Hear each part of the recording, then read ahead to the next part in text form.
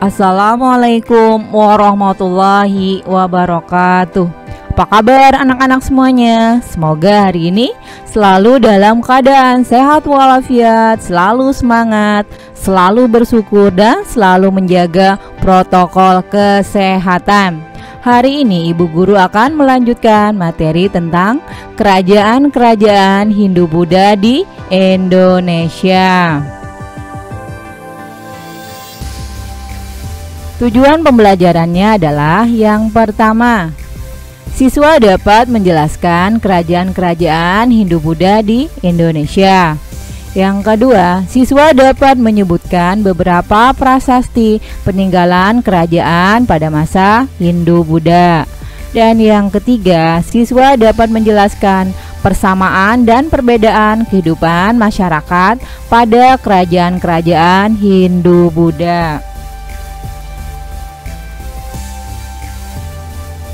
Lahirnya kerajaan-kerajaan yang bercorak Hindu-Buddha merupakan salah satu bukti adanya pengaruh kebudayaan Hindu-Buddha di Indonesia.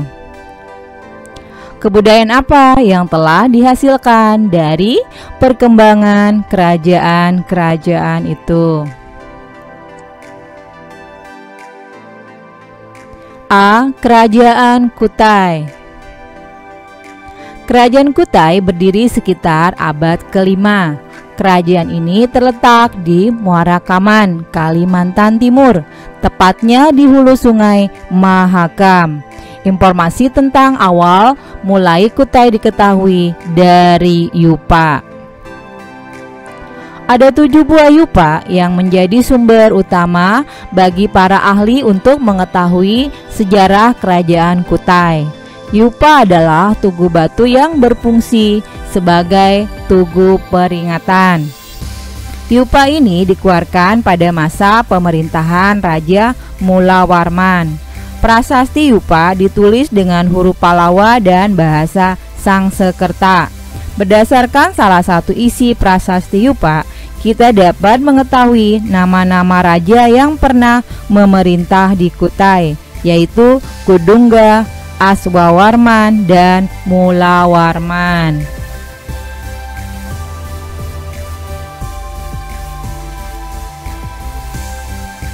Ya, ini peta kerajaan Kutai.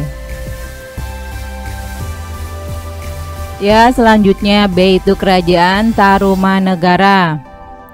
Kerajaan Tarumanegara merupakan kerajaan tertua di Pulau Jawa yang diperkirakan berdiri dari abad ke-5 Masehi. Berdasarkan catatan sejarah dan peninggalan artefak di sekitar lokasi kerajaan, terlihat bahwa kerajaan Tarumanegara adalah kerajaan Hindu beraliran Wisnu. Sumber sejarah mengenai kerajaan Tarumanegara diketahui dari prasasti-prasasti yang ditinggalkannya. Prasasti itu menggunakan huruf Palawa dan bahasa Sangsekerta. Sampai saat ini ada ditemukan 7 prasasti, yaitu prasasti kebun kopi, prasasti Ciateren, prasasti Pasir Awi, prasasti Jambu, prasasti Muara Cianten, dan prasasti Tugu. Selain itu, sumber lain tentang kerajaan Tarumanegara diperoleh dari catatan seorang musafir Cina yang bernama Fa Hen. Dalam perjalanan ke India, singgah di Yevoti atau Pulau Jawa. Raja yang terkenal dari kerajaan Tarumanegara adalah Purnawarman. Ia dikenal sebagai raja yang gagah, berani, dan tegas. Ia juga dekat dengan para Brahmana dan rakyatnya. Ia raja yang jujur, adil, dan arif dalam memerintah. Untuk memajukan bidang pertanian, raja memerintahkan pembangunan irigasi dengan cara menggali sebuah saluran sepanjang 6.112 tumbak atau kurang lebih 11 km. Saluran itu disebut juga dengan Sungai Gomati. Saluran itu selain berfungsi sebagai irigasi juga untuk mencegah bahaya banjir. Ya, ini peta lokasi kerajaan Tarumanegara.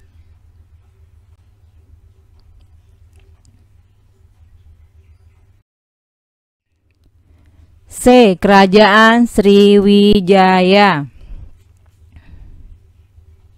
Kerajaan Sriwijaya berdiri sekitar abad ke-7 Masehi. Kerajaan Sriwijaya merupakan salah satu kerajaan besar yang pernah berdiri di Indonesia. Kerajaan ini mampu mengembangkan diri sebagai negara maritim dengan menguasai lalu lintas pelayaran dan perdagangan dari Selat Malaka, Selat Sunda, hingga Laut Jawa. Sumber sejarah Kerajaan Sriwijaya diperoleh dari prasasti yang berasal dari dalam negeri dan prasasti dari luar negeri. Prasasti yang berasal dari dalam negeri antara lain yaitu prasasti Kedukan Bukit, prasasti Talang Tuwo, prasasti Telaga Batu, prasasti Kota Kapur, prasasti Karangbrahi, prasasti Palas Pasemah, dan Amogapasa. Adapun prasasti yang berasal dari luar negeri antara lain itu prasasti Ligor, prasasti Nalanda, prasasti Canton, prasasti Grahi, dan prasasti Caya. Sumber sejarah lain tentang Kerajaan Sriwijaya diperoleh dari seorang pendeta Cina yang bernama Yi Xing. Berdasarkan sumber-sumber tersebut diperoleh keterangan mengenai Kerajaan Sriwijaya sebagai berikut. Yang pertama, Kerajaan Sriwijaya pernah menjadi pusat kegiatan ilmiah agama Buddha di Asia Tenggara. Yang kedua, Pulau Bangka dan Jambi Hulu telah ditaklukkan oleh Kerajaan Sriwijaya pada tahun 686 Masehi. Yang ketiga, pada awal abad ke-11, Raja Rajeng Drogola dari Kerajaan Kolomandala atau India melakukan penyerbuan besar-besaran ke wilayah Sriwijaya. Penyerbuan Kolomandala dapat dipukul mundur namun berhasil melemahkan Kerajaan Sriwijaya.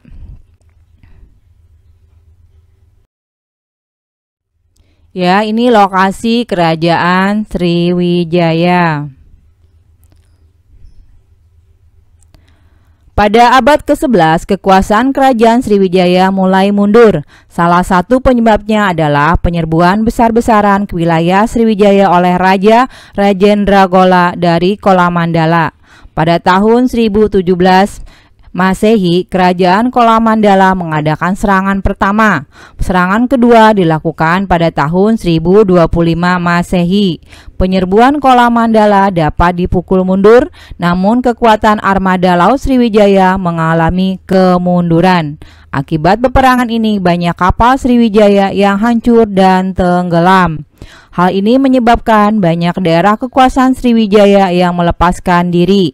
Pada tahun 1327, armada Laut Majapahit menyerang Sriwijaya. Serangan ini mengakhiri riwayat Kerajaan Sriwijaya.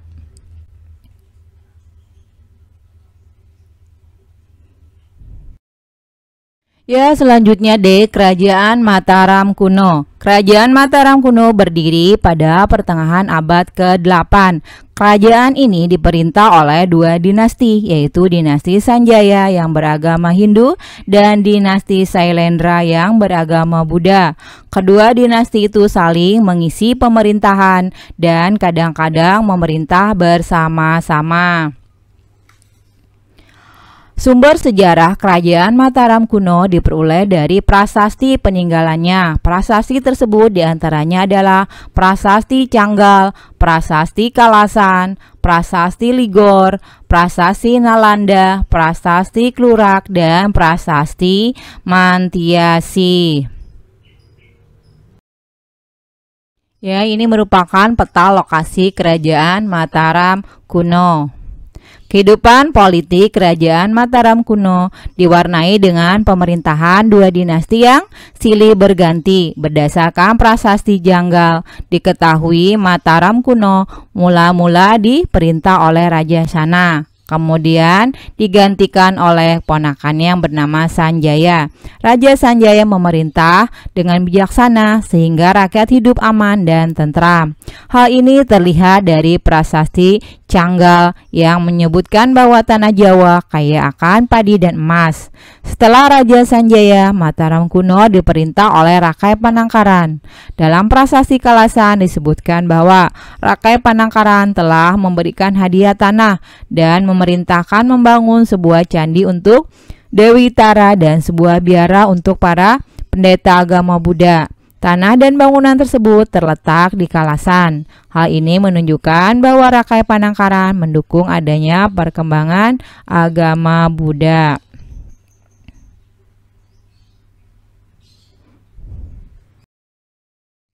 Selanjutnya Kerajaan Medang. Sumber sejarah yang berkenaan dengan Kerajaan Medang di Jawa Timur antara lain Prasasti Pucangan, Prasasti Anjok Ladang dan Prada, Prasasti Limus, Prasasti Sirah Keting, Prasasti Wurara, Prasasti Semangka, Prasasti Silet, Prasasti Turun Hyang, dan Prasasti Ganda Kuti.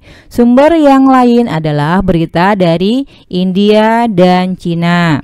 Pendiri Kerajaan Mataram di Jawa Timur adalah Empu Sindok, sekaligus sebagai raja pertama dengan gelar Sri Maharaja Rakai Hinu Sri Isana Wikrama Dharma Tunggadewa. Empu Sindok memerintah tahun 929 sampai 948 Masehi. Setelah Empu Sindok meninggal, ia digantikan oleh anak perempuannya bernama Sri Isyana Tunggawijaya. Ia menikah dengan Sri Lokapala dan dikaruniai seorang putra yang bernama Sri Makutawang Swardana yang kemudian naik tahta menggantikan ibunya. Sri Makutawang Swardana digantikan oleh Sri Dharmawangsa Teguh Antawa Wikrama. Berdasarkan berita dari Cina, disebutkan bahwa Dharmawangsa pada tahun 990 Masehi mengadakan serangan ke Sriwijaya sebagai upaya mematahkan monopoli perdagangan Sriwijaya. Akan tetapi upaya ini mengalami kegagalan. Ya, ini merupakan lokasi Kerajaan Medang.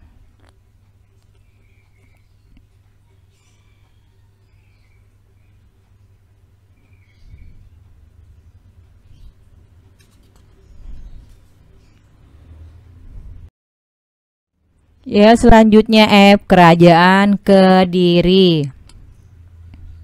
Munculnya Kerajaan Kediri berawal dari pembagian kerajaan oleh Erlangga menjadi Janggala dan Panjalu atau Kediri. Kedua kerajaan ini dibatasi oleh Kali Brantas. Tujuan Erlangga membagi kerajaan adalah untuk mencegah perpecahan antara kedua putranya. Akan tetapi upaya-upaya tersebut mengalami kegagalan. Setelah Erlangga wafat pada tahun 1049 Masehi, terjadi perang antara Janggala dan Panjalu. Perang ini berakhir dengan kekalahan Janggala. Kerajaan kembali dipersatukan di bawah kekuasaan Panjalu atau Kediri.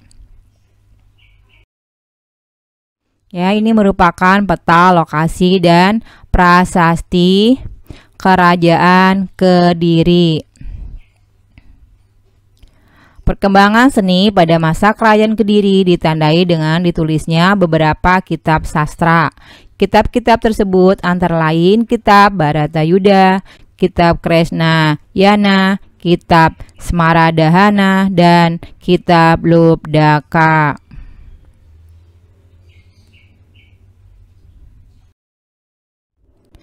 Kerajaan Singasari. Kerajaan Singasari atau sering pula disebut Singasari atau Singosari adalah sebuah kerajaan di Jawa Timur yang didirikan oleh Ken Arok pada tahun 1222 Masehi. Sumber sejarah Kerajaan Singasari antara lain diperoleh dari Kitab Pararaton, Kitab Negara Kartagama, dan beberapa prasasti seperti Prasasti Balawi, Maribong, Kosmala, dan Mula Malurung. Menurut Pararaton, Tumapel semua hanya sebuah daerah bawahan kerajaan Kediri. Tumapel dikuasai oleh seorang aku bernama Tunggul Ametung. Kemudian Tunggul Ametung digulingkan dari kekuasaannya oleh Ken Arok yang merupakan bawahan Tunggul Ametung. Ken Arok menjadi aku baru.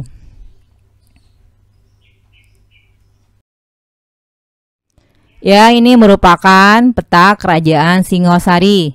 Kerajaan Singosari mencapai puncak kejayaannya pada masa pemerintahan Kertanegara. Ia bercita-cita meluaskan kekuasaannya meliputi seluruh wilayah Nusantara.